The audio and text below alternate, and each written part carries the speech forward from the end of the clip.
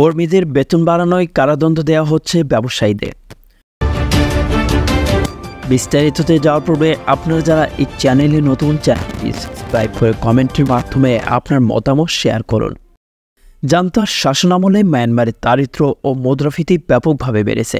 এমন পরিস্থিতিতে কর্মীদের বেতন বাড়াচ্ছেন ব্যবসায়ীরা। এই কারণেই ব্যবসায়ীদের গ্রেপ্তার করে জেলে ভরা হচ্ছে। মার্কিন সংবাদ মাধ্যম নিউ ইয়র্ক টাইমসের এক প্রতিবেদনে এসব তথ্য উঠে এসেছে। মায়ানমারে অস্থিতিশীল রাজনৈতিক পরিস্থিতিতে মুদ্রাস্ফীতি বেড়েই চলছে। এমন পরিস্থিতিতে দেশটির ব্যবসায়ীরা কর্মচারীদের বেতন বাড়াচ্ছেন। বেতন বাড়ানোর কারণে সম্প্রতি দেশটিতে অন্তত 10 জন ব্যবসায়ীকে গ্রেপ্তার করেছে জান্তা সরকার। মায়ানমারে গ্রেপ্তার হওয়া ব্যবসায়ীদের মধ্যে একজন হলেন পায়ে ফিজিও। কর্মীদের বেতন বাড়ানোর জন্য তার 3টি মোবাইল ফোনের দোকান বন্ধ করে দেওয়া হয়েছে।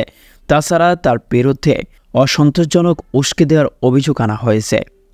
তবে তার একটি দোকানের বাইরে একটি সাইনবোর্ড ঝুলিয়ে দেওয়া হয়েছে। তাতে লেখা হয়েছে, সমাজের শান্তি শৃঙ্খলা লঙ্ঘনের জন্য দোকান বন্ধ করে দেওয়া হয়েছে। এই প্রসঙ্গে দেশটির একজন আইন বিশেষজ্ঞ বলেন, মায়ানমারের মজুরি বৃদ্ধিতে কোনো নিষেধাজ্ঞা নেই।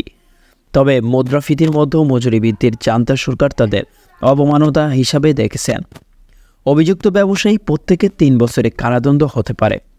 গ্রেপ্তার ব্যবসায়ী পায়ে ফিজিওর এর কর্মী নাম প্রকাশ না করার সত্ত্বেও বলেছেন, বেতন বাড়ানোর আমার মালিকদের কাছে কৃতজ্ঞ ছিলাম।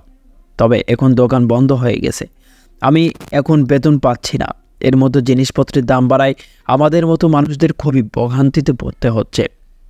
বিশ্লেষকরা বলেছেন, ক্রমবর্ধমান মুদ্রাস্ফীতিতে অর্থনৈতিক পতন নিয়ে চারপাশে যেসব অস্থিরতা দেখা দিয়েছে তা নিয়ন্ত্রণে মরিয়া জান্তা সরকার।